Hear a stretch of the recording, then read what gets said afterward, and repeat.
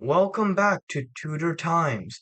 Something groundbreaking has just occurred as tensions throughout Europe, especially here, rise due to religious conflicts between the Catholics and Protestants. As of right now, it has been exactly 12 hours since a very recent plot to assassinate Her Majesty. This is the third time a party or group has attempted to slay our Queen.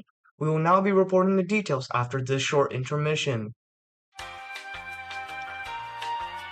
Now with that intermission out of the way, let's dive right into the inner workings of this intricate plot to murder our beloved queen. To get it right out of the way, we have uncovered the two main people involved in this plot, Francis Throckmorton and the Spanish ambassador Don Bernardino de Mendoza. Now you may be wondering, how exactly did these two widely unknown people decide to kill Queen Elizabeth I? Well, let me tell you, it was a masterpiece of a plan. Initially, they would seek support from Spanish, who would in return enlist the help of Duke of Guise, a prominent Catholic leader in France. Together, these two forces would launch a full-scale invasion of England. Then, the Catholics would begin an uprising, further scattering order within our Queen and her politics.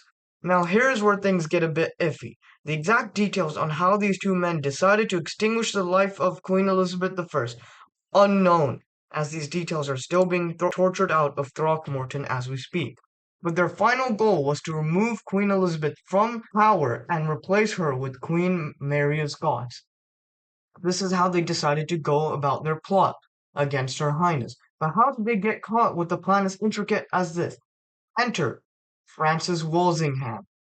We would explain how he did what he did, but what better way to learn about the capturing of Throckmorton than learning it from the source himself? Yes, thank you, good sir. Okay, the plot was discovered by my huge network of spies across the country.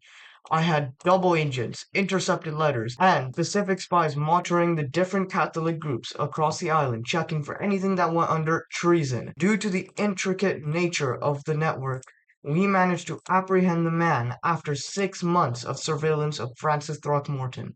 I arrested him, accusing him of treason, and tortured him until he admitted to the wretched plot against Her Majesty. We got the information about the horrid ambassador who is in the process of being expelled from the country, and Throckmorton has been sentenced to death for treason. Simply marvelous, is it not? Now, Walsingham, how did you manage to decode these ingeniously concocted letters?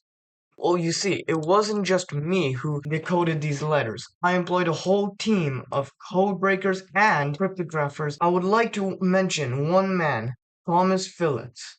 Thomas was without a doubt an expert in both cryptography and forgery. He headed a team that would ultimately be tasked with preventing the whole plot from being set in motion. Oh, how I love these mystery situations. Hey, Walsingham, is there any chance we could maybe speak to Throckmorton or the Spanish ambassador before they both leave in their own ways? No, I'm afraid that won't be possible. Unfortunate. But I guess that would be for the better. Well, that's all, folks. Thank you for joining us today at Tudor Times, and we hope we'll see you in another era.